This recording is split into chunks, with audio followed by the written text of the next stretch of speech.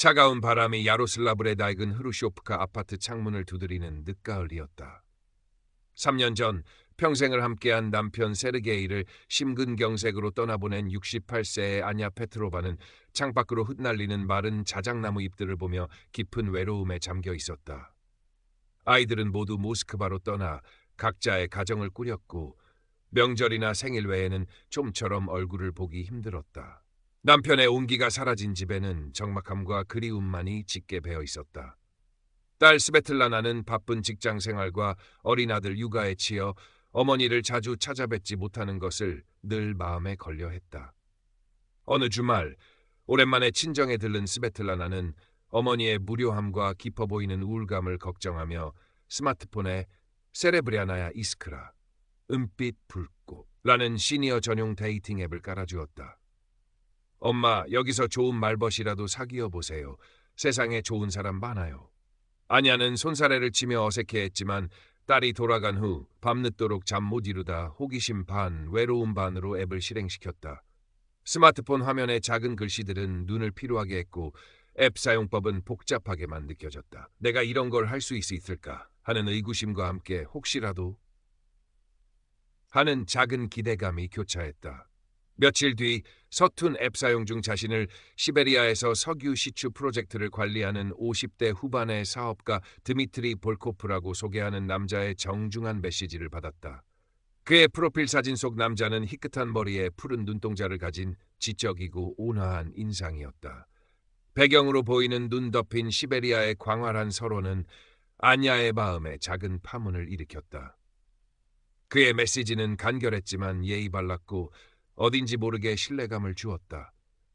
아냐는 잠시 망설이다 떨리는 손가락으로 짧은 답장을 보냈다. 이것이 그녀의 황혼에 드리워질 길고 어두운 그림자의 시작이라는 것을 그때는 알지 못했다. Current part characters 1380 Total characters 1380. 드미트리는 매일 아침 저녁으로 아냐에게 다정한 안부 메시지를 보냈다. 야로슬라브의 날씨는 어떤지, 오늘은 무엇을 했는지, 건강은 괜찮은지 세심하게 물어왔다. 밤에는 국제전화 요금이 비쌀 텐데도 종종 전화를 걸어와 감미로운 목소리로 그녀의 소소한 일상에 귀 기울였다. 그는 자신도 아내와 오래전에 사별했으며 외동딸은 캐나다로 이민가 외롭게 지낸다고 거짓으로 고백하며 아냐와의 정서적 공감대를 형성했다. 그의 목소리에는 깊은 슬픔과 함께 따뜻한 인간미가 느껴졌다. 아냐는 서툰 스마트폰 사용에도 불구하고 드미트리와의 대화에 점차 깊이 빠져들고 그에게 의지하게 되었다. 그의 메시지 알림음이 울릴 때마다 가슴이 뛰었고 그의 전화는 하루 중 가장 기다려지는 시간이 되었다. 드미트리는 아냐의 외로움을 정확히 파고들었다. 아냐 씨 목소리만 들으면 시베리아의 혹한 속에서도 힘이 나요. 당신은 내게 찾아온 마지막 선물 같아요. 당신 덕분에 다시 살아갈 용기를 얻었습니다. 같은 달콤한 말로 아냐의 마음을 사로잡았다. 그는 아냐가 좋아하는 푸시킨의 시를 읊어주기도 했고 언젠가 프로젝트가 끝나면 야로슬라블로 가서 그녀와 함께 볼가 강변을 거닐고 싶다는 희망을 이야기했다. 가끔 영상 통화를 시도했지만 드미트리는 늘 시베리아 기지의 인터넷 사정이 좋지 않다거나 사무실 조명이 어둡다는 핑계로 얼굴을 흐릿하게 보여주거나 짧게 통화를 마쳤다. 아냐는 그런 그의 사정을 안타깝게 여기면서도 그의 목소리와 다정한 말들에 대한 믿음은 더욱 깊어졌다. 그녀는 남편 세르게이 외에는 다른 남자를 알지 못했고 이렇게 누군가에게 전적으로 마음을 열고 기댄 것은 처음이었다. Current part characters 1228 Total characters 266. 한 달쯤 지났을 무렵 드미트리는 평소보다 훨씬 다급하고 걱정스러운 목소리로 전화를 걸어왔다. 아냐, 정말 미안하지만 급하게 부탁할 일이 생겼어요. 그는 시베리아 현장에서 사용하는 중요한 시추 장비가 갑자기 고장났는데 부품을 긴급하게 조달해야 한다고 했다. 모스크바에 있는 협력업체에 대금을 지불해야 하는데 여기 시베리아 기지에서는 보안 문제로 외부 송금이 너무 복잡하고 시간이 오래 걸려요.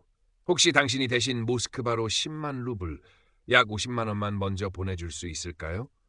내일 아침이면 제 개인 계좌에서 자금 인출이 가능하니 바로 이자까지 넉넉히 쳐서 갚겠습니다. 아냐는 갑작스러운 부탁에 당황했다. 10만 루블은 그녀에게 결코 적은 돈이 아니었다. 남편이 남긴 얼마 안 되는 연금과 저축으로 근근히 생활하는 그녀에게는 큰 부담이었다. 드미트리, 그 돈은 저에게 너무 큰. 그녀가 망설이자 드미트리의 목소리는 더욱 애절해졌다. 아니야, 정말 미안해요. 당신에게 이런 부담을 주게 될 줄은 몰랐어요. 하지만 이 부품이 제때 도착하지 않으면 프로젝트 전체가 중단될 위기예요. 그렇게 되면 저뿐만 아니라 많은 사람들이 어려움을 겪게 됩니다. 우리 사이에 이 정도도 못 믿으시나요? 제가 당신을 얼마나 생각하는지 아시잖아요. 이것만 해결되면 가능한 빨리 당신을 보러 갈 준비를 본격적으로 할 수 있어요.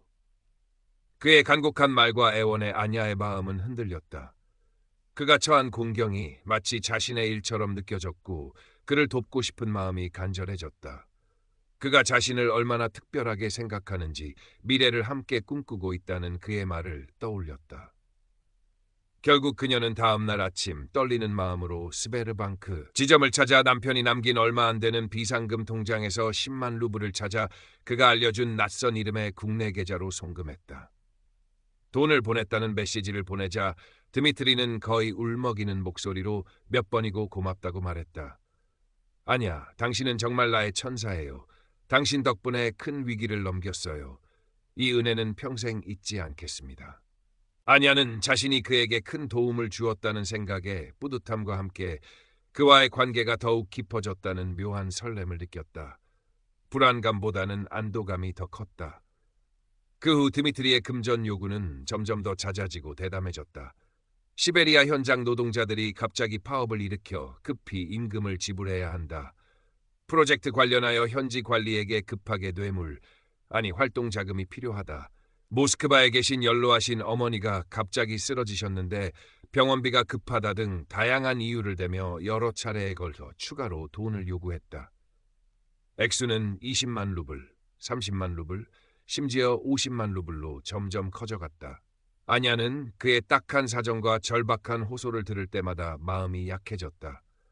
그녀는 남편이 남긴 예금과 얼마 안 되는 적금을 해약했고 심지어 딸 스베틀라나 몰래 오래전에 들어두었던 작은 보험까지 해약하여 돈을 보냈다. 돈을 요구할 때마다 드미트리는 더욱 절박하고 애처로운 목소리로 연기했으며 돈을 받은 후에는 더욱더 감성적인 말로 아냐를 안심시키고 미래를 약속했다. 이 고비만 넘기면 정말 모든 것이 끝나요. 당신과 함께 야로슬라블에서 조용하고 행복하게 살고 싶어요. 당신은 내 인생의 마지막 사랑이자 유일한 희망입니다. 나를 믿어주세요. 박서윤은 점차 현실 감각을 잃고 드미트리와의 장밋빛 미래만을 꿈꾸며 그의 말이라면 무엇이든 믿게 되었다. 그는 아냐가 평생 느껴보지 못했던 관심과 애정을 쏟아부었고 그녀의 외로운 마음을 완전히 사로잡았다. 그녀는 그가 보내주는 인터넷에서 도용한 것이 분명한 시베리아의 아름다운 풍경 사진이나 그가 쓴 것이라며 보내주는 감상적인 시 구절들에 깊이 감동했다. 그녀의 낡고 적막한 아파트 생활은 드미트리와의 비밀스러운 관계로 인해 비밀스러운 설렘과 기대로 채워지는 듯했다. 한편 딸 스베틀라나는 가끔 집에 들을 때마다 어머니의 달라진 모습에 걱정과 함께 의구심을 품기 시작했다. 평소에는 수수하던 어머니가 외출할 때면 어색하게나마 화사한 스카프를 두르거나 밤늦게까지 스마트폰을 붙들고 누군가와 메시지를 주고받는 모습, 그리고 결정적으로 돈 문제에 대해 부쩍 예민하게 반응하는 모습 등이었다. 엄마, 요즘 누구랑 그렇게 자주 연락하세요? 혹시 이상한 사람 아니에요? 인터넷에서 만난 사람은 조심해야 해요. 절대로 돈 거래 같은 건 하시면 안 돼요. 스베틀라가 조심스럽게 물었지만 아냐는 네가 뭘 안다고 그래. 그 사람은 아주 점잖고 능력 있는 분이야. 내 아빠만큼이나 좋은 사람이라고. 라며 오히려 화를 내거나 대화를 피했다. 아냐는 딸에게 사실을 숨기는 것에 대해 마음 한구석 죄책감을 느끼면서도 드미트리와의 소중한 관계를 방해받고 싶지 않은 마음에 더욱 비밀스럽게 행동했다. 이로 인해 모녀 사이에는 보이지 않는 벽이 점점 더 높아져갔고 서먹한 기류가 감돌았다.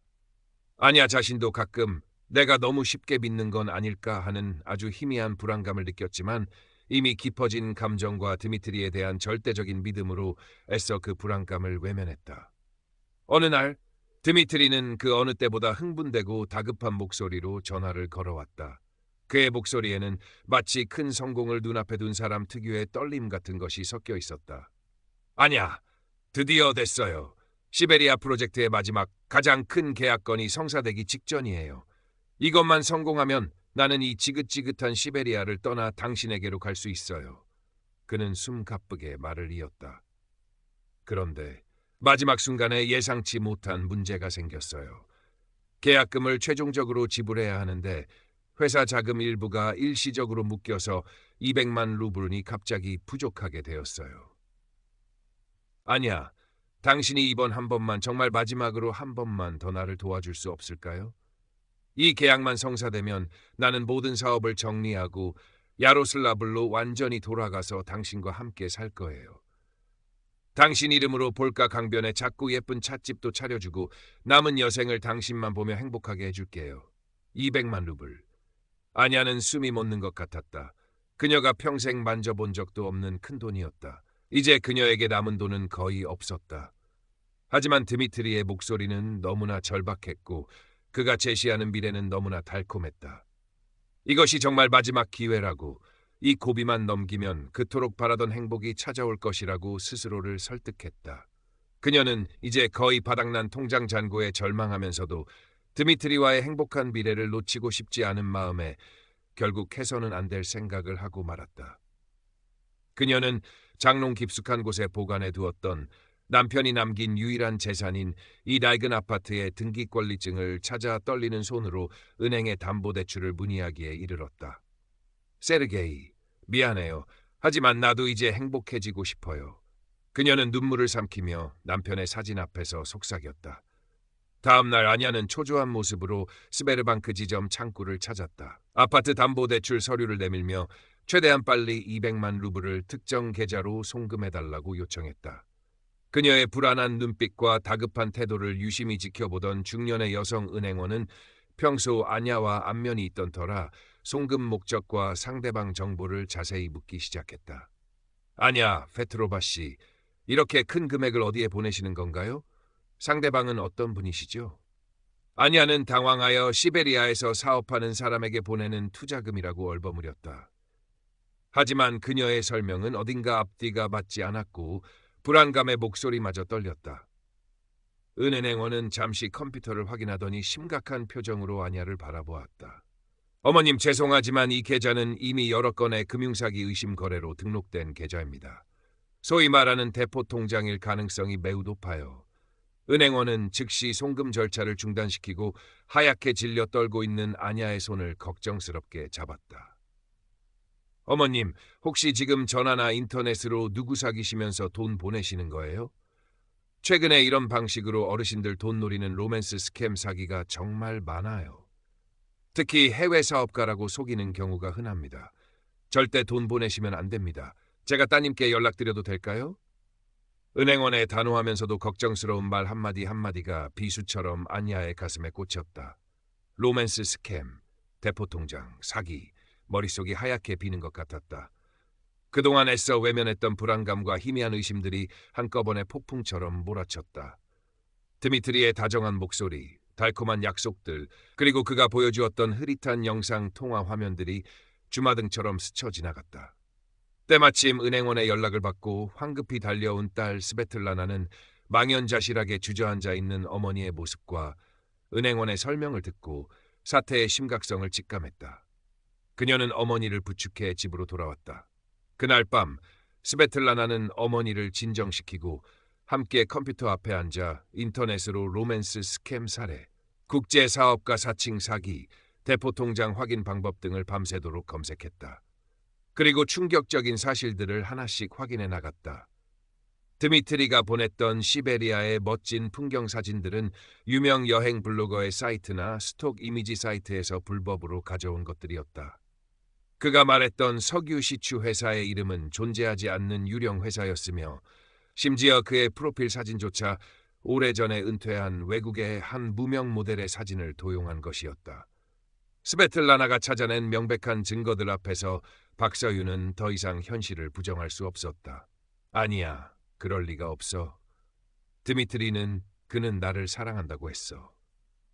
아냐는 처음에는 아이처럼 울부짖으며 현실을 부정하려 했지만 차갑고 냉정한 진실의 조각들이 하나둘씩 맞춰지면서 결국 모든 것이 잔인한 거짓이었음을 깨닫고 말았다.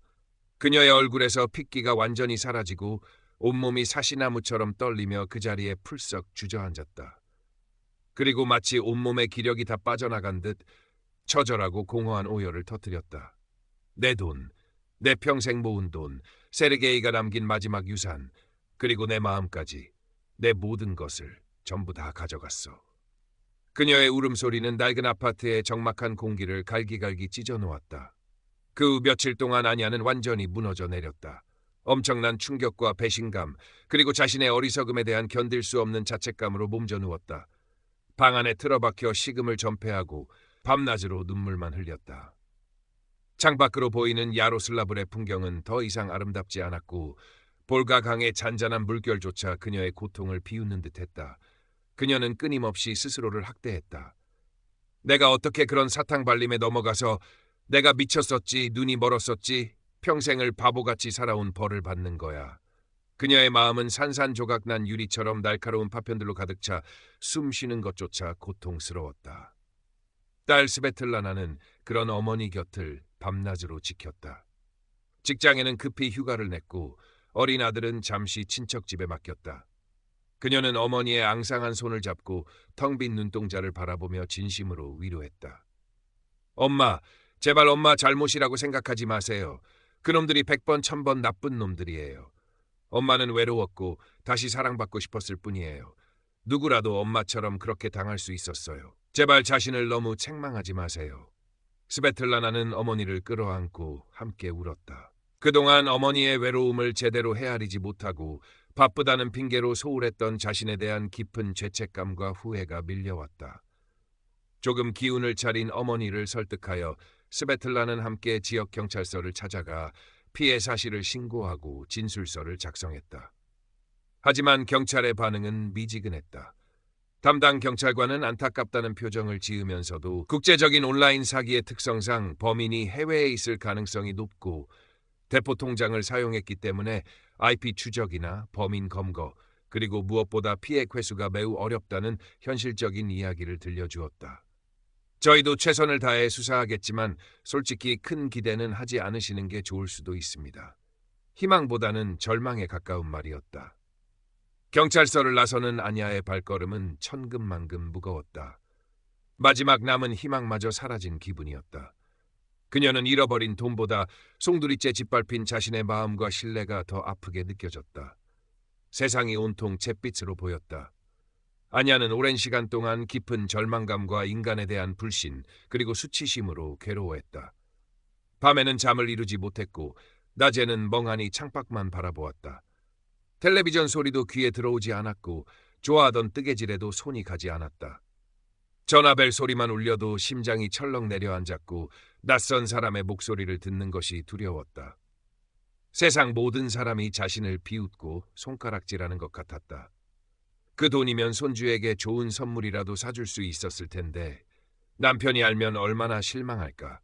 죄책감은 끊임없이 그녀를 괴롭혔다. 스베틀라나는 주말마다 모스크바에서 야로슬라블로 달려왔다. 어머니를 위해 따뜻한 보르시치를 끓여주고 집안일을 도왔다. 함께 볼가 강변을 산책하며 조용히 어머니의 이야기를 들어주었다. 때로는 아무 말 없이 그저 곁에 있어 주었다.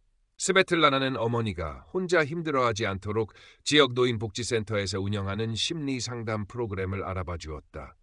아냐는 처음에는 완강히 거부했지만 딸의 간곡한 설득에 마지못해 상담을 받기 시작했다. 상담사와 이야기를 나누면서 아냐는 억눌러왔던 감정들을 조금씩 털어놓을 수 있었다. 자신의 외로움, 다시 사랑받고 싶었던 마음, 그리고 사기꾼에게 속아 넘어갈 수밖에 없었던 자신의 취약함을 인정하는 것은 고통스러운 과정이었지만 동시에 치유의 시작이기도 했다. 상담사는 아냐의 잘못이 아니며 그녀가 겪은 일은 누구에게나 일어날 수 있는 일이라고 따뜻하게 위로해 주었다. 그리고 비슷한 아픔을 겪은 다른 사람들의 이야기를 들려주며 아냐가 혼자가 아니라는 사실을 깨닫게 해주었다. 어느 날 아냐는 큰 결심을 하고 스마트폰을 열었다. 그리고 떨리는 손으로 드미트리와의 모든 연락 기록과 그가 보냈던 가짜 사진들을 하나씩 삭제하기 시작했다. 그의 달콤했던 메시지들, 그의 거짓된 약속들, 그와의 추억이라고 믿었던 모든 것들을 지워나갔다. 마치 마음속에 독을 짜내는 듯한 아픔이 느껴졌지만 동시에 아주 조금씩 마음이 가벼워지는 것을 느꼈다. 그녀는 남편의 사진 옆에 놓여있던 드미트리에게 선물하려고 정성껏 닦아두었던 낡은 만년필을 조용히 서랍 깊숙한 곳에 넣었다. 과거와의 단절을 위한 그녀만의 의식이었다. 시간은 더디게 흘렀지만 아냐는 아주 조금씩 상처 입은 새가 날갯짓을 연습하듯 다시 일어설 준비를 하고 있었다. 몇 달의 시간이 흐른 어느 늦봄, 야로슬라블에도 완연한 봄 기운이 찾아왔다. 겨우내 앙상했던 자작나무 가지엔 연두빛 새순이 돋아났고 볼가 강변에는 따스한 햇살 아래 산책하는 사람들이 늘었다. 아냐의 마음에도 아주 작은 변화의 바람이 불기 시작했다. 여전히 밤에는 악몽에 시달리기도 했고 문득문득 밀려오는 허탈감과 분노에 눈물 짓기도 했지만 예전처럼 깊은 절망의 늪에 빠져 허우적거리지는 않았다. 스베틀라나는 어머니가 조금씩 기운을 차리는 모습에 안도하며 주말에는 손주를 데리고와 함께 시간을 보냈다. 어린 손주의 재롱은 아냐의 굳게 닫혔던 마음에 작은 웃음을 가져다 주었다. 아냐는 손주를 위해 따뜻한 블리니를 구워주거나 남편과 함께 가꾸던 작은 다차에 가서 함께 채소를 심기도 했다. 흙냄새를 맡고 작은 생명들이 자라나는 것을 보면서 그녀는 조금씩 삶의 활기를 되찾아갔다. 그러던 어느 날 아냐는 지역 노인복지센터 게시판에 붙은 금융사기 예방교육 안내문을 보게 되었다. 순간 가슴이 철렁 내려앉았지만 그녀는 자신도 모르게 안내문을 자세히 읽어보았다. 교육 날짜는 바로 다음 주였다. 망설임 끝에 아냐는 교육에 참석하기로 결심했다. 다시는 자신과 같은 어리석은 피해자가 나오지 않기를 바라는 마음, 그리고 어쩌면 자신의 경험이 다른 누군가에게 작은 도움이 될 수도 있지 않을까 하는 아주 작은 용기 때문이었다. 교육 당일 아냐는 떨리는 마음으로 복지센터 강당에 앉았다. 강사는 최근 급증하는 보이스피싱, 스미싱, 그리고 로맨스 스캠 등 다양한 금융사기 유형과 예방법에 대해 설명했다. 아냐는 마치 자신의 이야기를 듣는 것처럼 강사의 말 한마디 한마디에 귀를 기울였다. 교육이 끝나고 질의응답 시간이 되자 아냐는 자신도 모르게 손을 들었다. 모든 사람의 시선이 그녀에게 쏠리자 얼굴이 화끈거렸지만 그녀는 떨리는 목소리로 입을 열었다. 저는 얼마 전에 로맨스 스캠 사기를 당했습니다. 그녀는 자신의 신원을 밝히지는 않았지만 담담하게 자신의 경험을 이야기하기 시작했다. 외로움 때문에 시작했던 온라인 만남, 사기꾼의 달콤한 말과 거짓 약속들, 그리고 결국 전 재산을 잃게 된 과정까지. 그녀의 목소리는 중간중간 떨리고 눈물이 고이기도 했지만 끝까지 이야기를 마쳤다. 여러분, 부디 저처럼 어리석게 당하지 마세요. 인터넷에서 만나는 사람은 정말 조심해야 합니다. 달콤한 말 뒤에는 무서운 덫이 숨어 있을 수 있습니다. 너무 외롭더라도 너무 쉽게 마음을 주지 마세요. 아직 갈 길은 멀고 상처는 깊지만 그녀의 마음속에도 저 작은 새순처럼 희망이 다시 싹트고 있음을 느꼈다. 세상에는 여전히 위험과 슬픔이 존재하지만 그 속에서도 서로를 보듬고 위로하며 살아가야 한다는 것을 그녀는 이제 조금 알 것 같았다. 그녀의 황혼은 여전히 그림자가 드리워져 있었지만 그 끝에는 아주 작고 희미한 빗줄기가 새어나오고 있었다. 그 빛은 그녀가 스스로 만들어낸 용기와 회복의 빛이었다. 아냐는 가끔 복지센터에서 만난 할머니들과 차를 마시며 이야기를 나누었다. 더 이상 자신의 상처를 부끄러워하지 않았다. 오히려 비슷한 경험을 가진 사람들에게 먼저 다가가 손을 내밀고 그들의 이야기에 귀 기울여 주었다. 그녀의 따뜻한 위로와 공감은 다른 이들에게도 큰 힘이 되었다. 스베틀라나는 그런 어머니의 변화를 지켜보며 마음속 깊이 안도하고 존경심을 느꼈다. 모녀 관계는 이전보다 훨씬 더 깊고 단단해졌다. 어느 날 오후 아냐는 손주와 함께 다차에서 토마토 모종을 심고 있었다. 햇살은 따사로웠고 흙냄새는 향긋했다. 손주는 작은 손으로 흙을 파고 모종을 심으며 즐거워했다. 그 모습을 바라보는 아냐의 얼굴에는 평온한 미소가 감돌았다. 그때 스베틀라나가 다가와 어머니의 어깨에 손을 얹었다. 엄마, 이제 정말 괜찮아 보이세요. 아냐는 딸을 돌아보며 고개를 끄덕였다. 그래, 괜찮아지고 있단다. 아직도 가끔 그 일이 떠오르면 가슴이 아프지만 그래도 이제는 그 기억에 갇혀 살지는 않아. 그녀는 다시 손주의 모습을 바라보며 말했다. 잃어버린 것은 많지만 덕분에 더 소중한 것들을 깨닫게 되었는지도 모르지. 그녀의 목소리는 담담했지만 그 안에는 깊은 성찰과 단단한 의지가 담겨 있었다. 그녀의 삶은 계속될 것이고 그 삶 속에서 그녀는 상처를 안고도 꿋꿋하게 자신만의 방식으로 행복을 찾아 나갈 것이었다. 야로슬라블의 하늘은 그 어느 때보다 맑고 푸르렀다. Current part characters 2, 9 and 48. Total characters 118, 511. Self-correction. The story is developing well, following the outline and adapting to the Russian setting. However, the current total character count, 18,511, is still far from the target range of 30,000 to 35,000. I need to significantly expand the remaining sections or add more descriptive details, internal monologue, and perhaps flesh out some interactions more to reach the required length while maintaining the narrative flow and quality. I will focus on adding more depth to Anya's emotional recovery, her interactions with Svetlana and the community, and perhaps more details about the investigation's dead end to emphasize the difficulty of resolving such crimes, thereby adding length naturally. I will continue writing, aiming for longer sections. 경찰 수사는 예상대로 지지부진했다. 드미트리 볼코프라는 이름은 가명이었고 그가 사용했던 전화번호는 이미 해지된 선불폰이었으며 돈이 입금된 계좌들은 추적이 어려운 제3국을 경유하거나 암호화폐로 세탁된 흔적이 보였다. 시베리아의 석유회사나 모스크바의 어머니 병원 등 그가 언급했던 모든 것은 허구였다. 경찰은 국제 공조를 요청했지만 복잡한 절차와 관할권 문제로 실질적인 진전을 기대하기는 어려웠다. 스베틀라는 몇 번이고 경찰서에 진행 상황을 문의했지만 돌아오는 대답은 늘 같았다. 수사 중입니다만 어려움이 많습니다. 시간이 흐를수록 범인을 잡고 돈을 되찾을 가능성은 희박해져 갔다.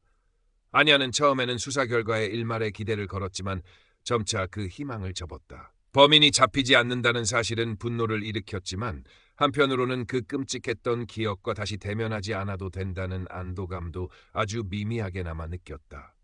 그녀는 이제 잃어버린 돈에 대한 미련보다는 그 상처를 딛고 어떻게 살아갈 것인가에 더 집중하기로 마음먹었다. 심리 상담은 꾸준히 이어졌다. 상담사는 아냐에게 일기를 써볼 것을 권했다.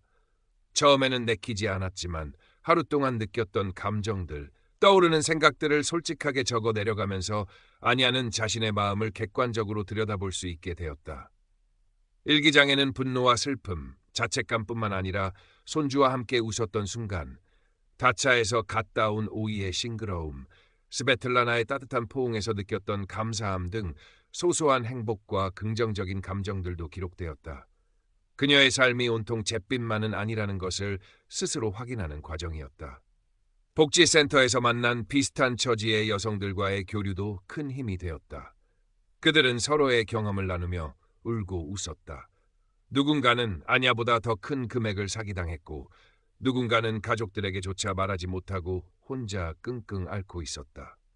그들의 이야기를 들으면서 아냐는 자신의 고통이 특별한 것이 아니며 많은 사람들이 비슷한 아픔을 겪고 있다는 사실에 위안을 받았다. 그들은 서로에게 생존자라고 부르며 격려했고 금융사기 피해자들을 위한 자조 모임을 만드는 것에 대해 이야기하기도 했다. 아냐는 더 이상 숨거나 부끄러워하지 않고 자신의 경험을 바탕으로 다른 피해자들에게 실질적인 조언을 해주기도 했다. 경찰 신고는 꼭 하셔야 해요. 돈을 찾을 가능성은 낮더라도 기록을 남겨야 또 다른 피해를 막을 수 있어요. 혼자 힘들어하지 마세요. 주변에 도움을 청하고 꼭 상담을 받아보세요. 그녀의 말에는 경험에서 우러나온 진심과 힘이 실려 있었다. 스베틀라는 어머니가 점차 안정을 되찾고 심지어 다른 사람들을 돕는 모습에 놀라움과 감동을 느꼈다. 그녀는 어머니가 단순히 사기 피해자로 남는 것이 아니라 그 아픔을 딛고 더 강하고 지혜로운 사람으로 성장하고 있음을 깨달았다. 주말마다 어머니를 찾아가는 것은 더 이상 의무감이 아니었다. 어머니와 함께 보내는 시간은 스베틀라나 자신에게도 위로와 배움의 시간이 되었다. 그녀는 어머니에게 스마트폰 활용법을 좀 더 자세히 알려주었고 인터넷 뱅킹 보안 설정이나 의심스러운 메시지 구별법 등을 함께 공부했다. 아냐는 처음에는 이제 와서 이런 걸 배워서 뭘 하겠니라며 손사래를 쳤지만 딸의 성의에 마지못해 배우기 시작했다. 그리고 점차 디지털 세상에 대한 막연한 두려움을 극복하고 필요한 정보를 스스로 찾아보는 법을 익혀갔다. 그녀는 더 이상 디지털 문맹으로 남지 않으려 노력했다.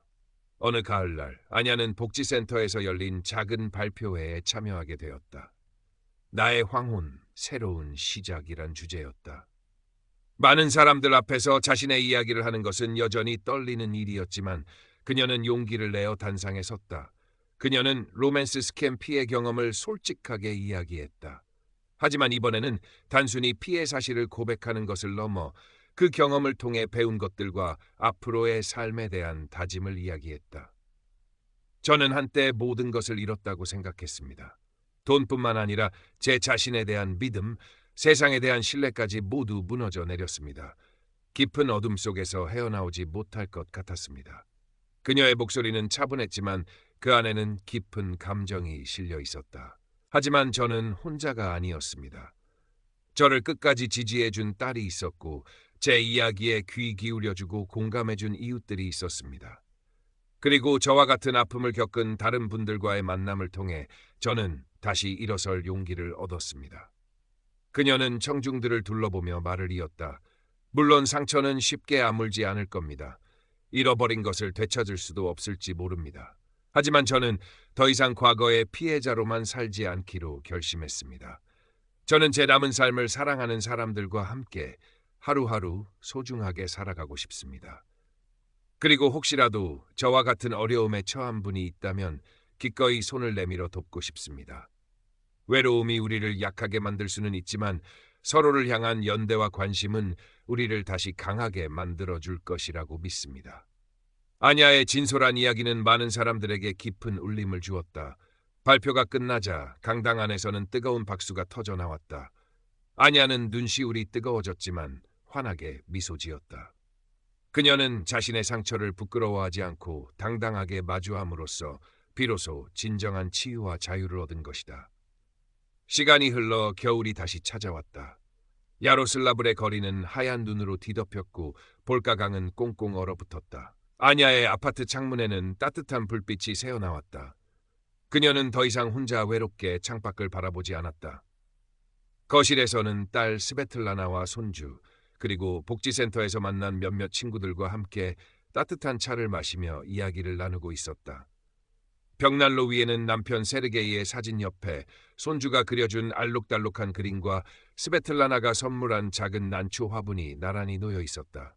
그 난초는 이제 제법 풍성하게 자라 연두빛 잎사귀를 뽐내고 있었다.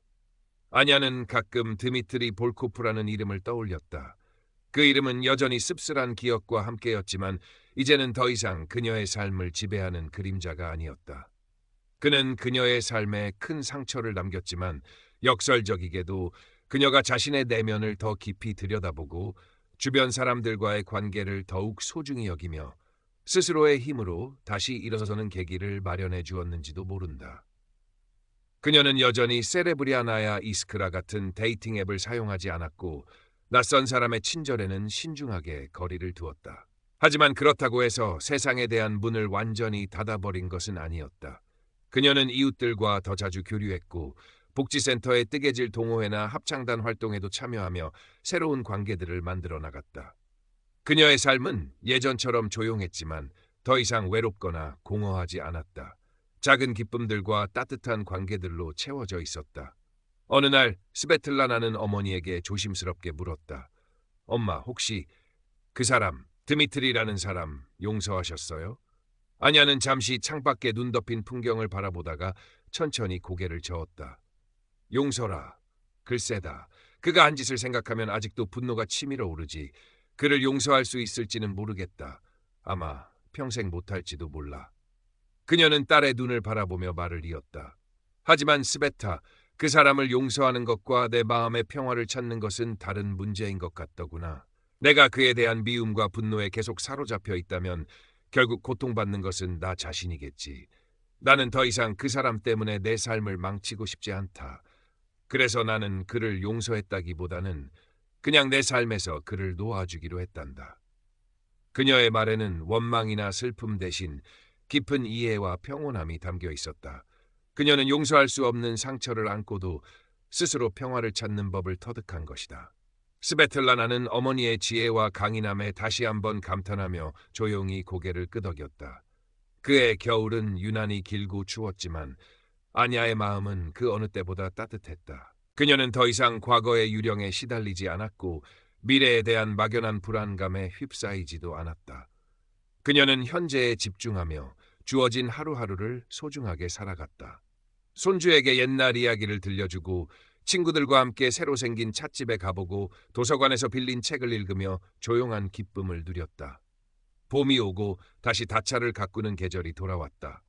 아냐는 작은 텃밭에 감자와 양파, 오이를 심었다. 흙을 만지고 씨앗을 뿌리며 그녀는 생명의 경이로움과 순환을 느꼈다. 남편 세르게이가 살아있을 때 함께 땀 흘리며 가꾸던 이 작은 땅은 이제 그녀에게 위안과 희망을 주는 공간이 되었다. 그녀는 갓 수확한 채소들로 맛있는 음식을 만들어 딸과 손주 그리고 이웃들과 나누어 먹었다. 소박하지만 따뜻한 나눔 속에서 그녀는 진정한 행복을 느꼈다. 어느 날 오후 아냐는 다차 옆 작은 벤치에 앉아 뜨개질을 하고 있었다. 따사로운 햇살 아래 꾸벅꾸벅 졸음이 밀려올 때쯤 옆집 할머니 나타샤가 다가와 말을 걸었다. 아냐, 요즘 얼굴이 참 좋아 보여요.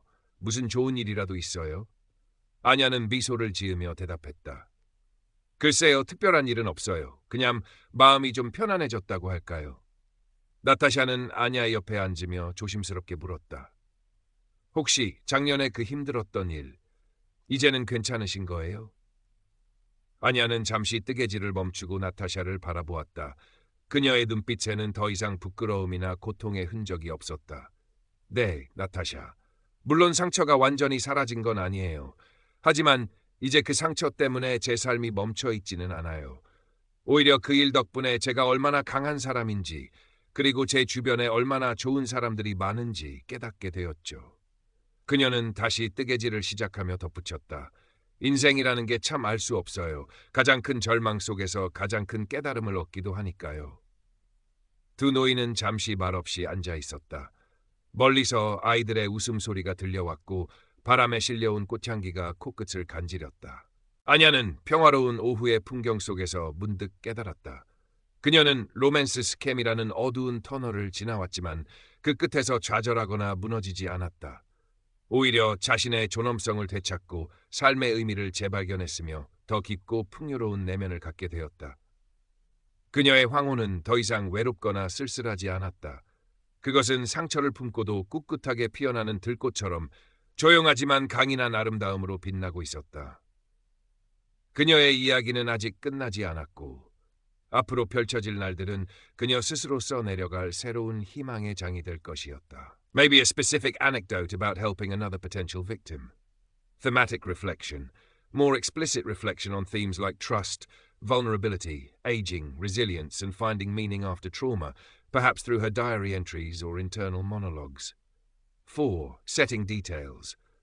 Weave in more specific details about Yaroslavl or the Russian context. Perhaps a local festival, a change of seasons described more vividly, or a mention of current events subtly affecting her life. Let's add a scene where Anya actively helps someone else, solidifying her transformation, and expand on her daily life and reflections. 아냐는 복지센터에 알게 된 올가 할머니와 부쩍 가까워졌다. 올가 역시 몇 년 전 전화 금융 사기로 큰 돈을 잃은 경험이 있었다.